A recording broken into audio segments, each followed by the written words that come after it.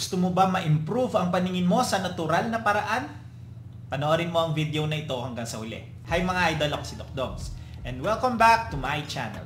Para sa mga bago lang sa channel ko, I'm a board-certified ophthalmologist and a retina specialist here in the Philippines. So if you want medical and eye contents, please don't forget to hit that subscribe button and turn on that notification bell for more videos like this. Pero disclaimer lang po, ang mga videos na ginagawa ko ay hindi para mag-diagnose ng mga iba't ibang sakit nyo sa mata dahil mahirap mag-diagnose sa ganitong platform.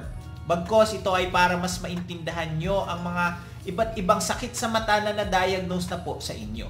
Ang pagpapacheck up sa inyong ophthalmologist ay ine-encourage. And for today's video, pag-usapan naman natin kung ano ba yung mga paraan para ma-improve or mapabuti yung mga paningin natin sa natural na paraan. Tara, let's discuss. Ang ating mga mata ay ang isa sa mga pinaka-importanting parte ng ating katawan. Ito ang nagbibigay ng visual na information sa ating mga utak, kaya napaka-importante nito para sa pang-araw-araw nating kabuhayan. Sa modernong panahon na puno ng teknolohiya, ay mahirap iwasan yung pagtingin natin sa mga screens or yung mga factors na pwedeng magbigay ng masamang epekto sa ating mga mata. Pero meron naman mga paraan para mapanatiling malusog at malinaw ang ating mga paningin. Kaya samahan niyo ako na alamin yung mga simpleng tips para mapabuti yung ating mga vision nang hindi kinakailangan ng operasyon or ng mamahaling mga gamot. Una, parati nyo man ito naririnig, ay napaka-importante ng pagkain ng mga masusustansyang pagkain. Ang pagkain ng masusustansya ay isa sa mga pinakamadaling paraan para mapanatiling healthy ang ating mga mata. Pero ano nga ba yung mga pagkain na makakabuti para sa ating mga paningin at ating mga mata? Ang nangunguna dyan, syempre yung pinakasikat. Yung mga pagkaing mayaman sa vitamin A, tulad ng carrots at kalabasa na laging pinapakain sa atin ng ating mga magulang. Yung mga pagkain din na rich sa vitamin C na makikita natin sa mga citrus na mga prutas, no? Hindi lamang nito mapapalakas ang ating immune system, kundi pati na rin mabuti ito para sa ating mga mata. Yung mga pagkain naman na merong vitamin E, lutein at zeaxanthin naman na pwede nating makita sa mga leafy vegetables tulad ng spinach. At yung mga pagkaing mayaman sa omega-3 fatty acids na pwedeng makita sa mga isda tulad ng salmon at mga sardinas na makakaprotekta naman sa ating mga retina against macular degeneration.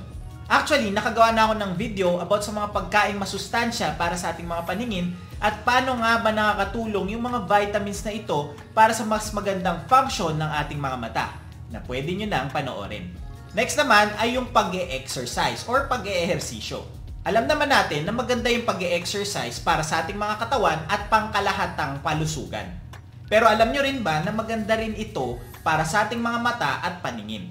Ayon sa pag-aaral, ang pag-e-ehersisyo araw-araw ay pwedeng makatulong sa pagpapabuti ng ating mga mata at pag-iwas sa mga ibang sakit sa mata tulad ng macular degeneration at glaucoma. Ano nga ba yung mga sakit na ito? Nagawan ko na rin ng videos ang mga sakit na yan na pwede nyo nang panoorin para sa mas komprehensibong discussion about dito.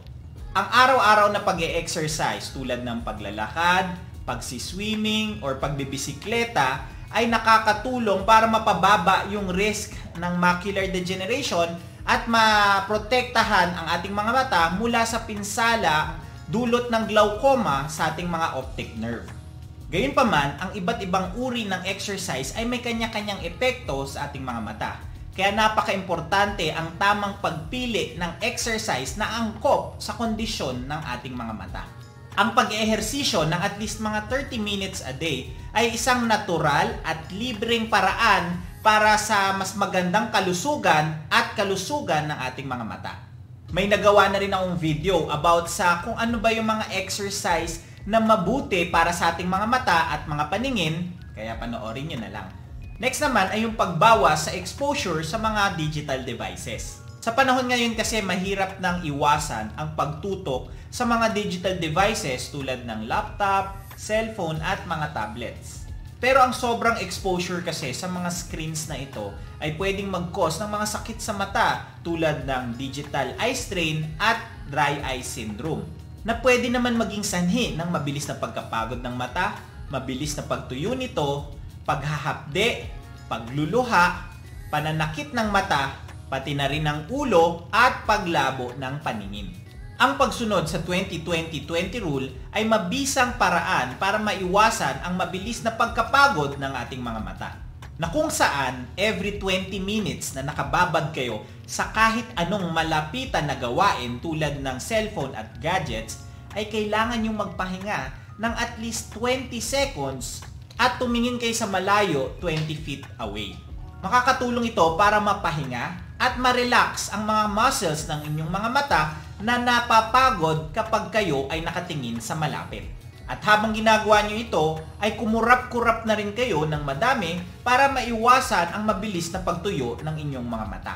Panoorin nyo na lang din ang videos ko about digital eye strain at dry eye syndrome. Next naman ay yung pagprotekta sa inyong mga mata mula sa sikat ng araw.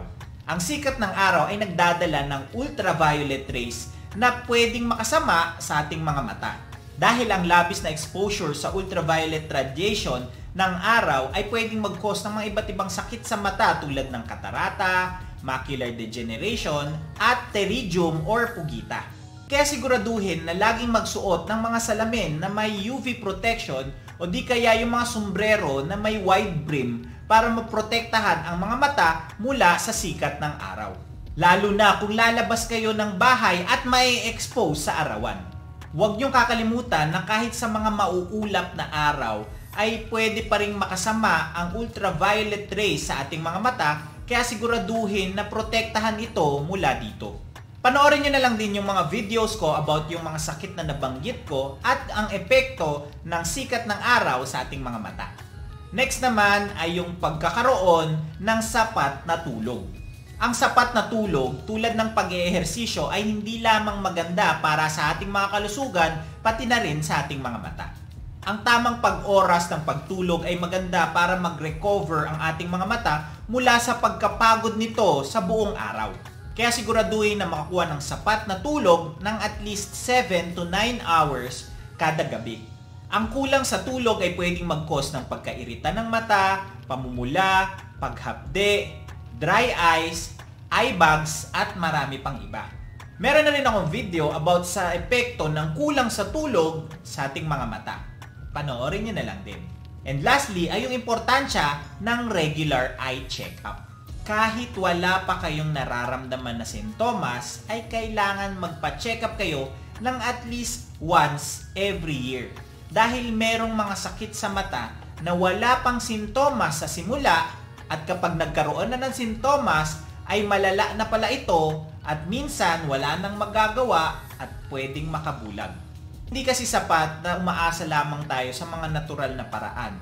Pero dapat ay nasisilip at namomonitor din tayo para nababantayan ang kalusugan ng ating mga mata.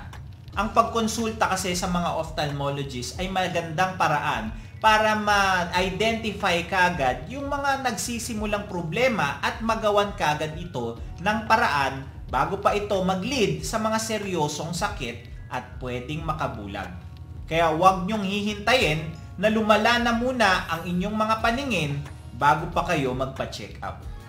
Paalala lang na ang mga nasabi kong natural na paraan ay hindi para palinawin o di kaya pagalingin yung mga iba't ibang sakit nyo sa mata. Dahil merong mga iba't ibang management at paggamot sa mga iba't ibang sakit na nagdudulot ng paglabo ng paningin. Pero ang mga simpleng hakbang na ito ay pwedeng makatulong para mapanatiling healthy ang kalusugan ng inyong mga mata. At yung iba ay pwedeng paraan para makaiwas sa mga mas malalang sakit ng mga mata. Sa tamang alaga, disiplina at regular eye check-up ay pwede mo mapanatiling healthy ang inyong paningin sa mahabang panahon. And that's it for today's video. Ngayon, alam niyo na yung mga iba't ibang natural na paraan para sa mas healthy na paningin. Please don't forget to like, comment kung may mga questions or suggestions kayong topics, subscribe, and hit that notification bell for more medical and eye contents. Ngayon, mas may alam ka na. Ako po si Doc Doms. See you on my next video.